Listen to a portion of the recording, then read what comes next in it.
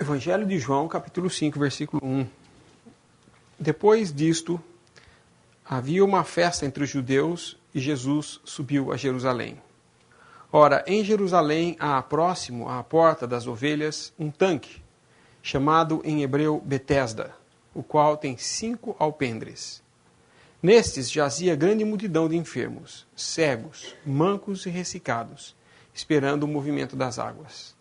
Porquanto um anjo descia em certo tempo ao tanque, agitava a água, e o primeiro que ali descia, depois do movimento da água, sarava de qualquer enfermidade que tivesse. E estava ali um homem que havia 38 anos se achava enfermo. E Jesus, vendo esse deitado e sabendo que estava nesse estado havia muito tempo, disse-lhe: Queres ficar são? O enfermo respondeu-lhe: Senhor, não tenho homem algum que, quando a água é agitada, me meta no tanque. Mas enquanto eu vou, desce outro antes de mim. Jesus disse-lhe: Levanta-te, toma a tua cama e anda. Logo aquele homem ficou são, tomou a sua cama e partiu. E aquele dia era sábado. E então os judeus disseram àquele que tinha sido curado: É sábado, não te é lícito levar a cama. Ele respondeu-lhes: Aquele que me curou, ele próprio disse: Toma a tua cama e anda. Perguntaram-lhe, pois: Quem é o homem que te disse: Toma a tua cama e anda? E o que fora curado não sabia quem era, porque Jesus se havia retirado, em razão de naquele lugar haver grande multidão. Depois Jesus encontrou-o no templo e disse-lhe: Eis que já estás são, não peques mais, para que não te suceda alguma coisa pior. E aquele homem foi e anunciou aos judeus que Jesus era o que o curara. O caminho do Senhor Jesus aqui na terra, andando entre os homens, ele feito homem, Deus mesmo feito homem, andando aqui na terra, e no seu caminho ele teve momentos em que ele estava alegre, momentos em que chorava, tinha fome, sede muitas vezes, mas sempre ele estava trazendo bênção, curando, ressuscitando alguns dentre os mortos, dando vista ao que era cego, o que era manco fazia andar normalmente, e ele estava sempre pronto a se compadecer do homem em seu estado deplorável. E esse capítulo que nós lemos aqui, esse trecho desse capítulo, nós vemos que começa assim: depois disto havia uma festa entre os judeus e Jesus subiu a Jerusalém. Existia uma festa. Porém, o local onde essa festa ocorria, existia também um lugar ali, que nós lemos aqui, que era próximo à porta das ovelhas, um tanque, chamado de Betesda, que é casa de bênção, ou a tradução de Betesda. Enquanto o mundo celebrava com as suas festas, todo contente, festejando, existia um lugar de tristeza naquela cidade. E há muito tempo existia esse lugar, porque esse homem pelo menos fazia 38 anos que estava lá.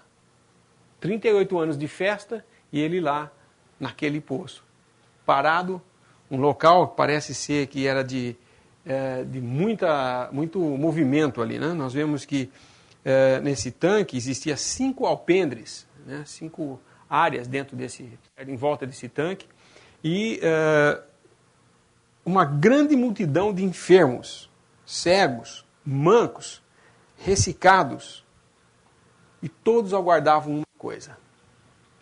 Pelo que conta aqui, existia uma tradição lá de que um anjo descia de vez em quando, e quando esse anjo descia, a água se movimentava. E o primeiro que entrasse nessa água ficava curado de todos os seus males. Porém, não diz aqui, em certo tempo ele descia, não diz aqui quando descia.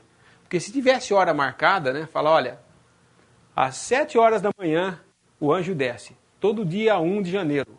Pronto, era aquele dia que ia ter uma multidão lá, ou pelo menos os mais espertos iam chegar primeiro, guardar a fila, que nem fazem, né, nos postos de saúde, né? O cara sabe que o médico vai chegar às 7 horas, 3 dias antes já tem gente na fila esperando esse horário que o médico vai chegar. Mas se nós disséssemos nesse hospital que, olha, vai ter um médico sim, só que ele vai chegar em qualquer horário, qualquer dia, nós não sabemos quando. Vocês imaginam a bagunça que seria aquilo? Porque ninguém saberia exatamente a hora de chegar lá.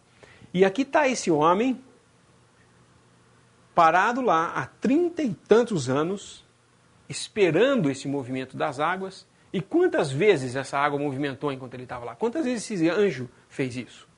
Desceu e a água agitou. Quantas vezes aconteceu? Não diz aqui as escrituras, mas eu imagino que foram muitas vezes. Mas ele não desistiu, ele estava lá. Só que ele tinha um problema muito sério, porque ele não era o único, era uma multidão. E ele estava ali, quando acontecia isso, até ele sair da cama dele, se arrastar até lá e pular, alguém passava na frente. Isso é uma figura do nosso estado. Enquanto o mundo celebra com festas, em alegria e tal, a dor está ali, a tristeza está ali. Talvez, se toda essa festa, o dinheiro empregado fosse na tentativa de ajudar essas pessoas que estavam ali naquele tanque, aguardando um milagre, que era realmente um milagre, um anjo descer e agitar a água desse modo. Enquanto eles estavam fazendo isso, eles podiam estar ajudando essas pessoas. Mas o mundo não tem esse sentimento de ajudar ninguém. Mesmo entre eles enfermos, quando agitava a água, olha, cada um por si, vamos lá, quem correr mais rápido ganha. Se a doença era cegueira, como ele ia encontrar o poço? Se ele era manco, como é que ele ia chegar lá rápido? Então, realmente, era uma coisa que devia ser uma disputa acirrada quando esse anjo descia. Talvez fosse até perigoso a hora que a água se agitava, porque você imagina, deixa eu passar, sou eu primeiro, e todo mundo um empurrando o outro. Que desespero que era essa situação. Essa é a nossa situação como pecador. Nós, enquanto o mundo se diverte, ele está com os seus doentes aí, esperando milagres, que muitas vezes não vão acontecer, ou se acontecer, não tem para eles, porque não é para todo mundo. Mas eis que chega nessa cidade um homem. Esse que eu falei, que estava andando e fazia todas essas coisas. Ele bem podia entrar ali naquele lugar e chegar e falar: todos estão curados agora. Todos. Mas ele vai especificamente a um homem. Versículo 5 fala: e estava ali um homem que havia 38 anos se achava enfermo. E Jesus, vendo este deitado e sabendo que estava nesse estado havia muito tempo, disse-lhe: queres ficar são? Ele conhece cada um de nós. E ele pergunta a cada um de nós. Ele vem pessoalmente a cada um de nós perguntar: queres ficar são? Queres ser salvo? Ele vem. Muitas vezes os homens podem falar: mas, puxa, Deus não podia ser mais justo e de repente chegar ali e falar assim, o Senhor Jesus falar: de hoje em diante, essa água vai ficar agitando a cada minuto. De minuto em minuto entra um e sai e assim vai. Já não existiria a fé. Era só fazer um programinha, né, de horário, uma agenda. Quem precisar, põe aí, a hora que chegar o seu dia, você vem, mergulha e pronto. Não é assim? Mas não era desse jeito que Deus queria. Havia a necessidade do exercício da pessoa ir até lá, quando agitava a água. Mas aparece em cena aquele que era o dono de todas as coisas, que podia fazer tudo. E ele vem e fala para esse homem: queres ficar são? Versículo 7. O enfermo respondeu-lhe: Senhor, não tenho homem algum que, quando a água é agitada, me meta no tanque. Mas enquanto eu vou, desce outro antes de mim. Muitas vezes, nós esperamos que outra pessoa venha nos salvar. Nós esperamos que outra pessoa faça as coisas por mim. Eu não tenho muita fé, mas talvez o alemão possa me ajudar e orar por mim para que eu seja salvo. Eu não tenho muita fé, mas talvez alguém possa, dar uma ajudadinha aqui. Não. É individual. Cada um tem a sua responsabilidade perante Deus. Todos nós estamos nesse estado deplorável aqui. Doente, acamado, impossibilitado de gozar de uma abertura que Deus deu para que alguém fosse curado. Esse anjo descendo, eu creio que era Deus permitindo um pouco para o homem isso daí. Mas não satisfazia. E esse homem acamado falou, mas como é que eu vou fazer isso? Não tem ninguém para me ajudar. Nós não podemos depender de homem algum realmente para nos ajudar em nada no que diz respeito à salvação. A cura da nossa enfermidade maior. Aquela que é hereditária e que é universal. A doença hereditária e universal que nós temos é o pecado. Muitas vezes, quando eu estou no consultório e eu dou o diagnóstico de catarata, você está com catarata, ela fala, ai, isso é hereditário? Não, isso é universal, todo mundo vai ter. Porque é um envelhecimento de uma estrutura dentro do olho e, portanto, é uma coisa que todo mundo vai ter, não é uma questão de tempo apenas. E a pessoa fica chocada de achar que existe uma doença tal que todo mundo vai ter. Mas existe, porque o pecado é uma doença universal. E o pecado, todos nascem com essa situação, com essa carga hereditária, longe de Deus, pecador, sem salvação, mas com um Salvador buscando. Essa é a grande vantagem para nós homens. Nós estamos totalmente perdidos quando nascemos em pecado, nossos pecados afloram, já logo na idade tenra, já começamos as nossas práticas de coisas que queremos e que batemos o pé e que insistimos que seja nossa e choramos e queremos tudo, né? Nós sabemos como o homem é. E é uma coisa que nós herdamos por causa de um homem que fez isso, que é o nosso ancestral primeiro, Adão. Por ele veio o pecado no mundo. Por um homem, diz a palavra em Romanos, por um homem entrou o pecado no mundo e pelo pecado entrou a morte. As doenças e tudo mais o que segue é resultado da desobediência do primeiro homem, Adão. Porém, assim como o pecado entrou no mundo por um homem, assim a vida eterna também veio por um homem só, Jesus Cristo. Esse Jesus que nós lemos aqui nesse capítulo é o Salvador que veio ao mundo salvar, buscar e salvar o que se havia perdido. Todos nós. Ele veio nos buscar para nos salvar. E nesse trecho aqui que nós lemos, nós vemos que ele fala com esse homem, o que você quer que eu faça? Você quer ser sarado? Ah, não tem jeito. Levanta, pega a tua cama e anda. Olha que coisa simples. Ele não tinha que correr, ele não tinha que depender de ninguém, ele só tinha que agir. Quando um carcereiro perguntou a Paulo, que farei para ser salvo? A resposta foi, crê no Senhor Jesus e será salvo. Muitas pessoas, muitas vezes, pregando o Evangelho, as pessoas falam, mas é uma coisa muito difícil crer. É muito difícil ser salvo, porque, olha, eu tentei várias vezes, sabe? Bem que eu tentei parar de fazer isso ou parar de fazer aquilo. Uns falam que tentou muito parar de fumar, parar de beber, de jogar, ou de qualquer outra coisa que o homem gosta de fazer.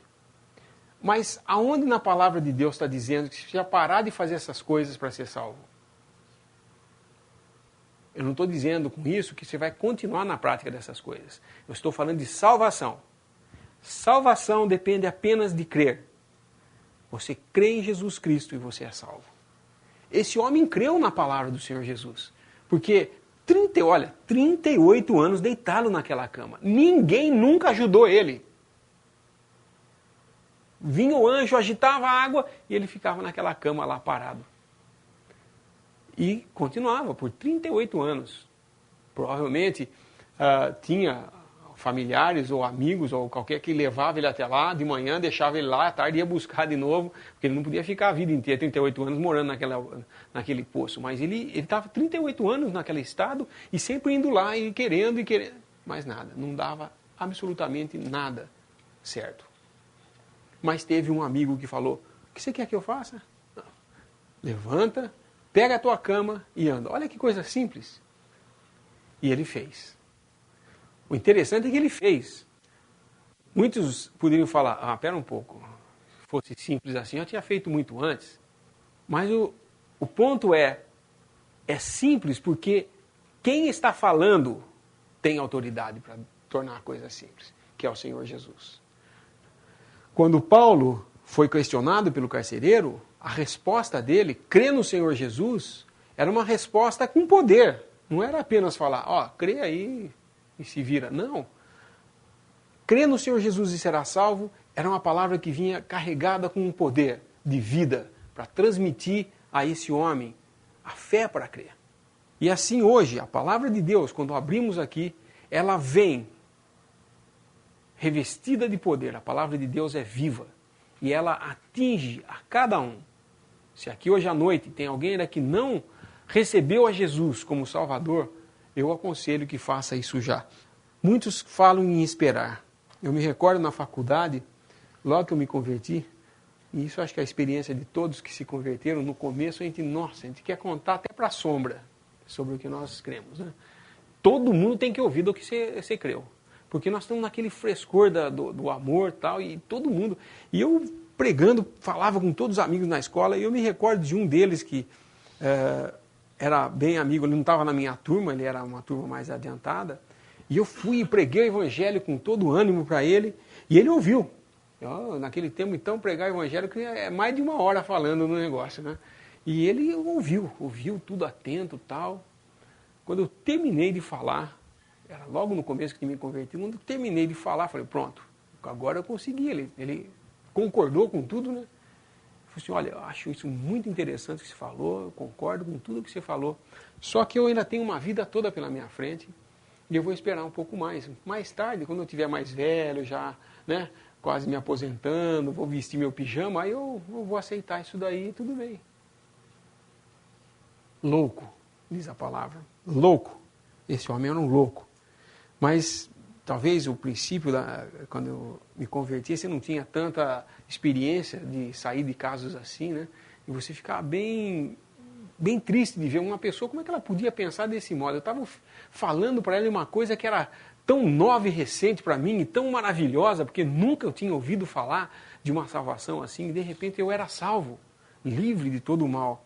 E ele simplesmente, eu entendi o que você falou, mas eu não quero aceitar agora. Se esse homem aqui tivesse falado isso, quantas vezes mais ele ia encontrar com o Senhor Jesus para falar com ele, pega a tua cama e anda? Porque não era só questão dele querer fazer, não. Eu tenho certeza, se ele falasse aqui, não, amanhã eu faço isso, e o Senhor Jesus fosse embora, no dia seguinte ele ia tentar levantar da cama, ele não ia conseguir, porque não tinha o poder para fazer isso. O poder estava ali agora, falando com ele. Era Cristo Jesus falando, pega a tua cama e anda. Essa palavra era como dizer assim, tenha vida para fazer isso. Quando o carcereiro perguntou a Paulo, ele falou, crê no Senhor Jesus. Essa palavra não era só assim, crê no Senhor Jesus. Era uma palavra que vinha carregada com poder, que o homem se converteu, ele e a sua casa. De tanto poder tinha a palavra. É o mesmo poder de palavra que falou, Lázaro, sai do túmulo e vem para fora. Se não falasse Lázaro antes, se o Senhor Jesus chegasse no cemitério e falasse, sai do túmulo, você que está morto e vem para fora, levantava todo mundo, porque tinha poder para fazer isso. Ele cita o nome, Lázaro, sai do túmulo. E ele saiu. Esse homem aqui ouviu a palavra e agiu na fé nessa palavra e se curou. Mas ele mal conhecia quem era. Vamos continuar lendo aqui. Logo aquele homem ficou são, versículo 9, e tomou a sua cama e partiu. E era o dia de sábado. Então os judeus disseram àquele que tinha sido curado, é sábado, não te é lícito levar a cama. Bom, agora aqui a gente tem outra coisa acontecendo. Enquanto ele estava na cama, não teve um sequer desses judeus que fosse lá ajudar ele. Nenhum. Mas tão logo ele levantou, pegou a cama, apareceu um judeu e falou, é sábado, você não pode fazer isso, viu? E realmente, você está no mundo, não tem uma criatura que te fale, olha, você está indo para o caminho de morte.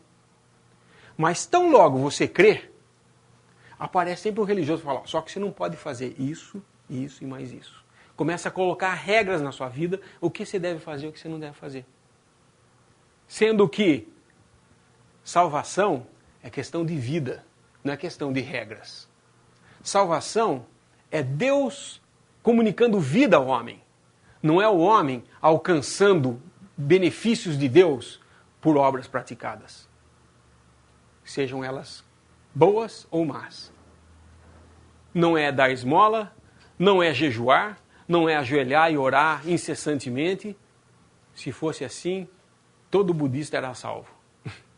Que ficam horas e horas meditando. Ou qualquer beneditino seria salvo. Mas não é isso. O que a palavra de Deus nos ensina é que crer é salvo. Aí então, existe uma vida, existe o Espírito Santo habitando nessa pessoa que crê. E ela está apta a fazer as obras que Deus quer que ela faça. Aí quando ela peca porque quer pecar. Ela peca na luz, como o irmão uma vez falou. Ela peca por vontade própria de querer pecar. E perde a comunhão com Deus, e nós sabemos a consequência de tudo isso. Mas não são as obras que nos levam a Deus, mas é Deus que nos busca e nos salva, como com esse homem.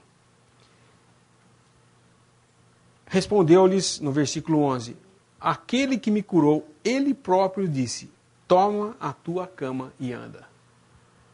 Qual o valor da lei para um homem que vive não mais debaixo de lei, mas da graça?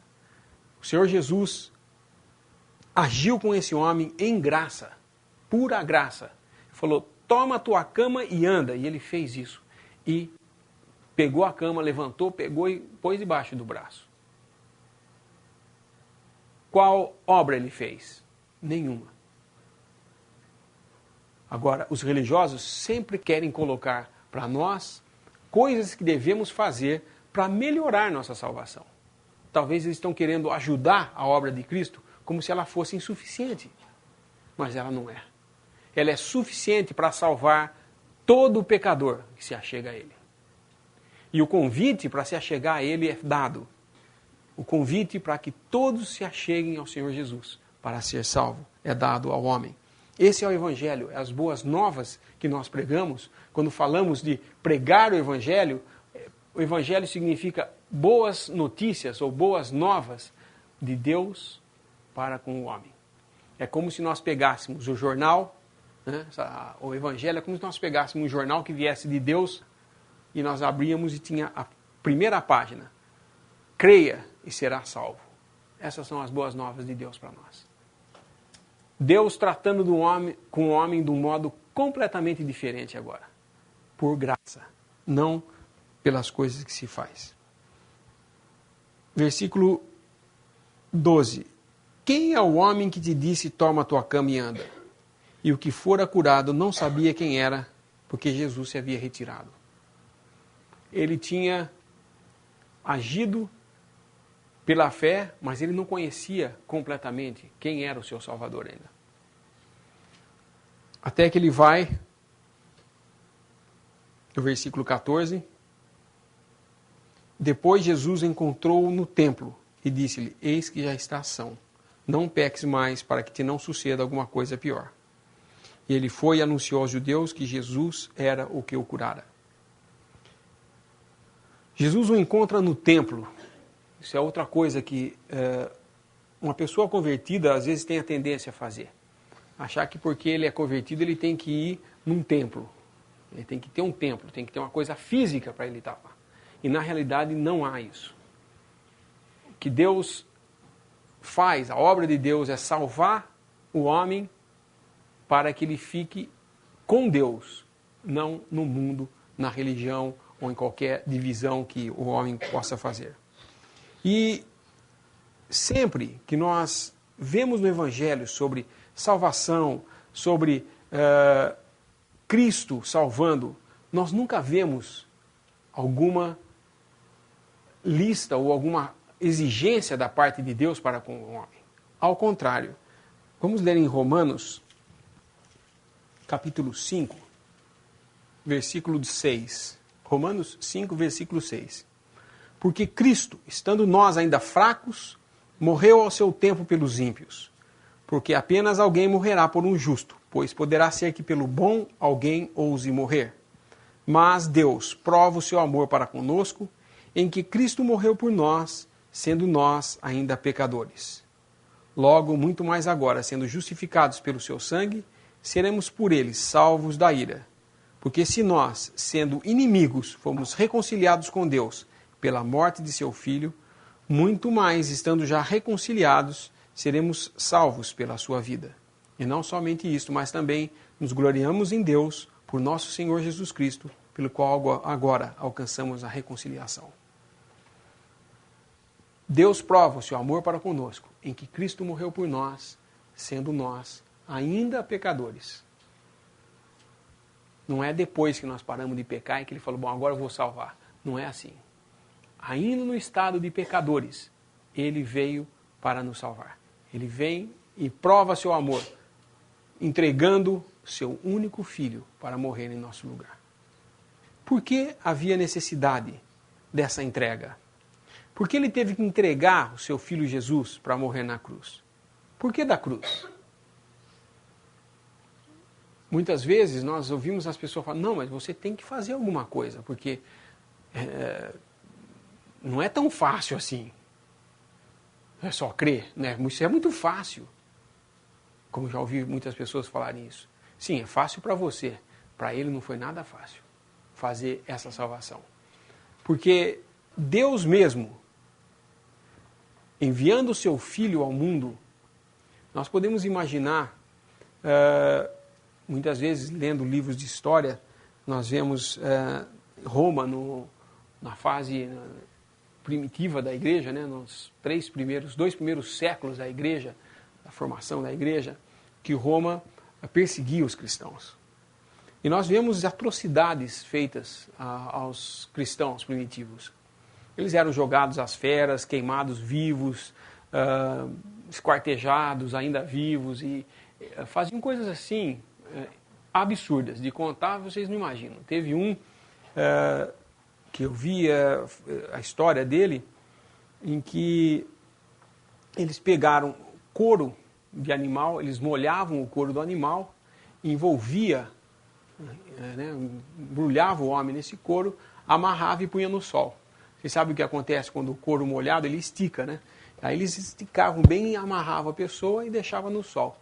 Aí ia secando o couro, ele ia apertando, até matar a pessoa por asfixia. Eles faziam isso, achavam muito interessante esse tipo de morte.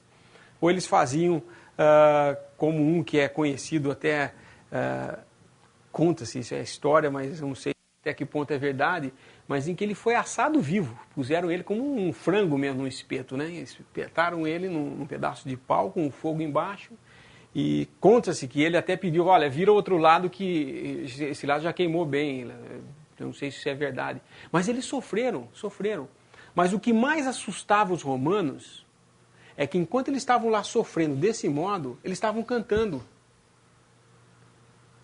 Narram nas histórias que eles cantavam hinos enquanto estavam sendo torturados, porque era um prazer para eles estar sofrendo por Jesus, pelo nome que eles carregavam. Mas era difícil para eles, não era fácil não. Alguns sofreram bastante e se desesperaram com a morte que tinham, tudo. Mas vocês imaginam o que é o Senhor Jesus fazendo isso? Porque esses mártires, eles podiam cantar, eles podiam fazer tudo isso, porque eles tinham uma gratidão por aquele que tinha feito alguma coisa por eles. Eles estavam morrendo por causa de um nome. Eles estavam morrendo por causa de um amigo que tinha dado a vida por eles. Mas e o Senhor Jesus? Ele estava dando a vida por inimigos. Eu nunca ouvi falar de um herói que tenha dado a vida pelos inimigos. Todos os nossos heróis que o mundo tem são heróis que morreram em prol dessa nação que ele é celebrado como herói. Tiradentes, por exemplo, a causa dele lá era aquela e tal. Mas não fala que Tiradentes morreu porque ele estava fazendo isso para o inimigo dele. Ao contrário, o inimigo é que liquidava com esses heróis. Mas o Senhor Jesus foi ao contrário. Ele se entregou para morrer por pessoas que eram inimigas. Tem mais. Eu creio que enquanto esses mártires sofriam naquelas torturas, Deus mesmo estava ali consolando eles. O Senhor Jesus, naquelas horas de trevas, 3 horas de trevas, não houve um anjo sequer que estava ali consolando. E ele estava ali em trevas porque Deus mesmo havia virado as costas para ele. Não por causa dele, mas por nossos pecados. Olha que obra. Foi fácil? Para nós pode dizer agora que foi fácil, mas para ele não foi nada fácil. Ele teve que aprender obediência pelas coisas que sofreu. Nós temos tudo gratuitamente. Vocês não precisam acrescentar nada na obra de Cristo. Nenhum de nós precisa acrescentar alguma coisa para que a obra seja melhor. Porque se tivesse alguma coisa que a gente pudesse fazer, ele não precisava morrer. Dependeria de nós fazermos. Mas não é assim. Deus prova o seu amor para conosco, em que Cristo morreu por nós, sendo nós ainda pecadores. E nesse estado de pecadores, ele veio e trouxe salvação, trouxe bênção a todo homem. Qual é a sua posição? Eu vou ler um trechinho em Lucas, capítulo 7 de Lucas. Aqui nós vamos ver 2 multidões. Versículo 11, 7, 11. Lucas 7, 11. E aconteceu pouco depois ir ele à cidade chamada Naim, e com ele iam muitos de seus discípulos e uma grande multidão. E quando chegou perto da porta da cidade, eis que levavam um defunto, filho único de sua mãe, que era viúva, e com ela ia uma grande multidão da cidade. E vendo o Senhor, moveu-se de íntima compaixão por ela e disse-lhe: não chores. E chegando-se, tocou o esquife, e os que o levavam pararam, e disse: mancebo, a ti te digo, levanta-te. E o defunto assentou-se e começou a falar, e entregou-o à sua mãe. E de todos se apoderou o temor e glorificavam a Deus, dizendo: um grande profeta se levantou entre nós, e Deus visitou o seu povo. O mundo hoje está dividido em 2 grandes multidões. 2 grandes multidões. Aqueles que seguem um funeral e aqueles que seguem um Salvador. Qual multidão você pertence? Você está seguindo o caminho de um enterro? Um funeral? Seguindo um morto? Porque ali é só choro, tristeza e tudo mais. Ou você está seguindo a multidão que segue um Salvador? É uma questão de escolha. Vida ou morte, que você vai escolher? Porque nós temos esses 2 caminhos diante de nós. Um caminho que leva para a morte. Esse caminho, nós já estamos direcionados para ele quando nascemos. Não é um caminho que nós vamos tomar mais tarde, é um caminho que já é o nosso destino por causa do pecado. Mas chega um ponto em que Deus fala: tem um outro caminho aqui que eu abri para você. Vida. Assim, há 2 caminhos. Vida ou morte. Qual você vai escolher? Isso é fundamental para a nossa vida. Porque vai definir toda a eternidade.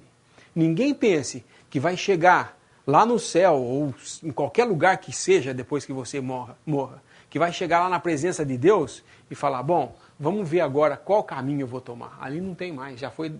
O caminho é tomado aqui agora.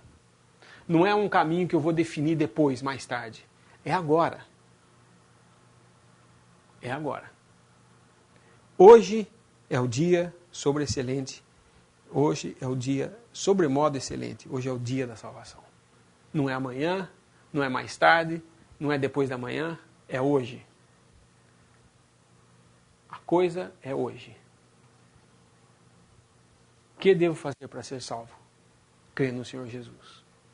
Esse homem que nós lemos em João 5, o Senhor Jesus chegou ali, era aquele dia para ele. O Senhor Jesus falou: levanta, pega a tua cama e anda. Era aquele momento dele. E ele abraçou. A minha esperança é que essa noite, todos aqui presentes, que ainda não tenham tomado essa decisão, que tomem essa decisão por Jesus, Salvador de homens pecadores como nós. Para que nós sejamos parte dessa multidão que vai para os céus para estar com o seu Salvador. Não vai estar buscando o que aceitar, mas já aceitou e definiu o seu caminho. O caminho, o Senhor Jesus falou, eu sou o caminho, a verdade e a vida. Ninguém vem ao Pai senão por mim. Esse é o caminho que Deus abriu para você. Ele tem para você agora, que tinha um destino certo, que era a morte, ele tem um outro destino agora. Vida eterna. E vida eterna em Cristo Jesus. A minha oração é para que creiam em Jesus Cristo como Salvador e aceitem a esse Senhor. Vamos dar graças?